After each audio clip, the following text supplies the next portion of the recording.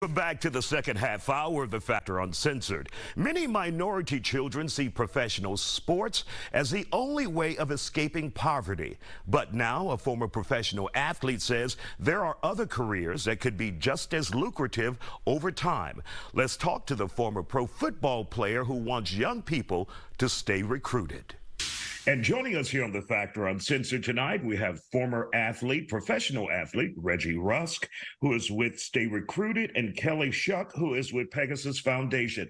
It's my understanding you guys have come together to help minority students here in the Houston area find a different career path than what is traditional. So Reggie, first of all, being from the NFL, you know, many kids will come to you and they want to talk about being a pro athlete, but you have an alternative for them.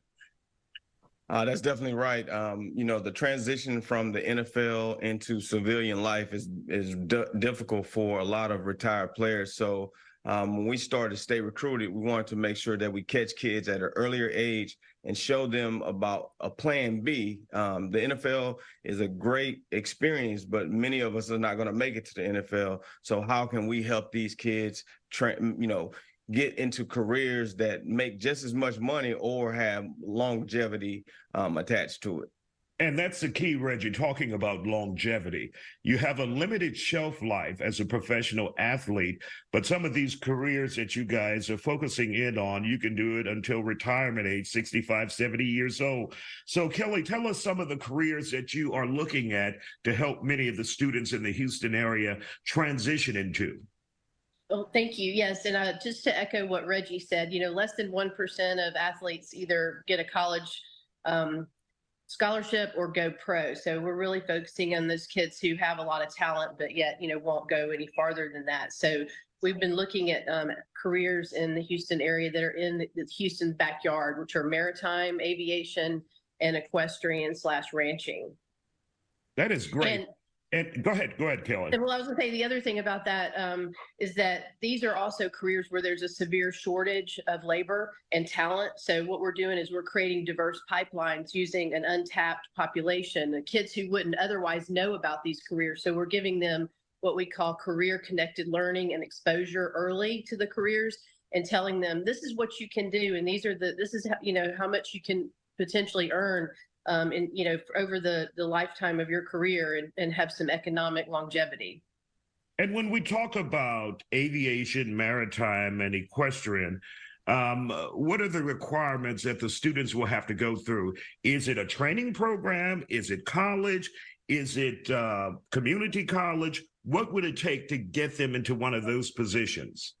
That's a great question. And the reason why we're focusing on these three is because it's a range of options. You can actually become an airline pilot without a college degree if you have the number of hours that you need to fly for the airlines.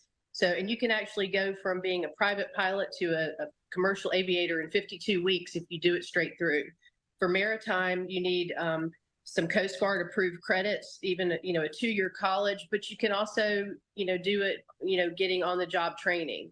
And for the equestrian, I mean, ranching, you don't, necessarily need an education to be a veterinarian. You would, of course, but that's why we're focusing on STEM camps. So we have science, technology, engineering, and math programs to help those kids who actually do want to go into a more science-focused career. And Reggie, how do you make the parents aware that these would be good career options for their children? You know, a lot of parents in minority communities are hoping their kids make it professional as an athlete. And of course, that's been changing over the years. But how do you make those parents who may want their kid to focus on sports realize this could be a good career path for them as well? Well, education is definitely the key to all of this. I think a lot of times the parents are not aware of these careers, and they're solely focused on the athletic talent of their kid. So what we have set up already is we have sports programs within our organization. So when those kids are a part of our organization, they're exposed to clinics, career days, and all of these things that are going to be able to educate them and their parent on different fields, and just introducing them to things that they may not be aware of early on. And we also have, partnerships with schools in local districts. And we're always going to the schools and speaking to the kids so they can be aware of it. I think a lot of it is just the lack of awareness on these careers that are makes just as much money and have the longevity as we spoke of earlier. Speaking of money, give me a sample of what some of these those who have these careers, what they would make in that particular industry. For example, maritime, also aviation and equestrian. Give me some samples of what those individuals would make at their height and at their average. So I can speak to that. So for the aviation, an individual can actually start making money while they're still training. So they could make money as a flight instructor, anywhere from $100 an hour and up.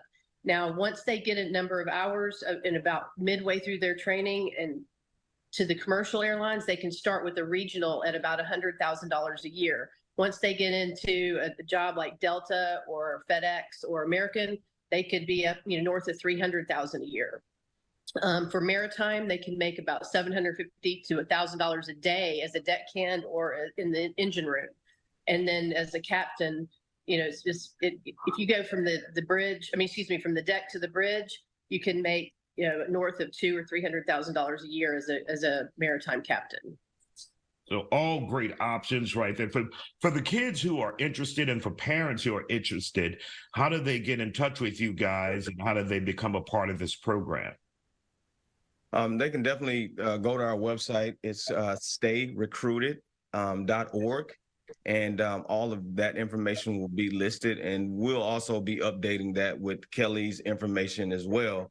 And they can get in contact with us at any time. We are very passionate about making sure that kids, minority kids especially, because we're the ones that miss out on a lot of these opportunities and there's a shortage. So just go to that website and you can get the information.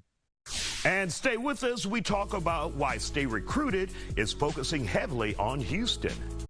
And welcome back to The Factor Uncensored. Finding careers for young, talented people is a primary goal for Staying Recruited or Stay Recruited. One of their target spots is right here in our own backyard, Houston, Texas.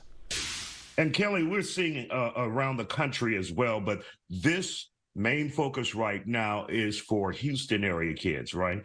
It is the Houston, the Galveston area, the Gulf Coast region, because there's such a need. I mean, there's so many kids right now that have the talent, but they just don't have the exposure that they need. And especially the athletes. I worked for the NCAA as a consultant for 3 years and realized that the kids who played a sport in college and then they no longer have that sport, they really suffer as far as their identity and, options and who they are as a person. So what we're trying to do is help kids in the Houston area who have played in college and also in high school to help them understand that this is not the end of your career now that you're no longer an athlete. We want to help you find a pathway that's just as meaningful and fulfilling as what you had in your sport.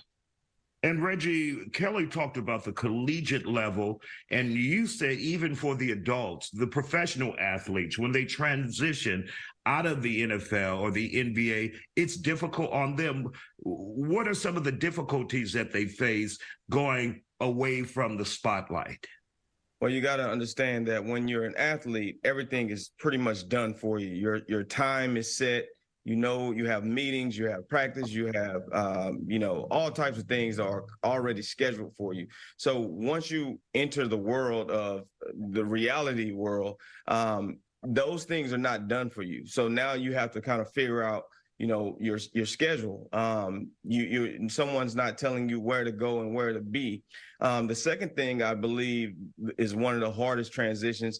As an athlete, you're so focused on performing on the field. Now you have to either get a job or try to enter a new career. And most of us played that sport since we were 8 or 9 years old. And, you tend to retire if you're lucky, 30, 35 maybe. So that's an early time to say we're going to be retiring. So I think those are some retire. And you can't retire. Because you're so invested in that sport for the majority of your life, you have no other skills but that sport. And that's one of the big things. There's a lack of skills because we're athletes. We have skills, but they pertain to the sport that we're playing. Then when you enter the real working force of the world, those skills are really not the same skills that are needed. Now, the one thing that, since Kelly and I have spoke, when you're talking about pilots, she actually introduced me to the aviation. And, what she told me, explained was, pilots have some of the same similarities as high-performing athletes. They're focused, they're dedicated, and once they're told a task, they're going to go at it full force on that task. So that's a great thing about athletes. So as an athlete retiring, we need to find another passion that we can really believe in, just like we believe in that sport. Absolutely. And are there any requirements for young people, certain age, certain grade that you guys are focusing in on?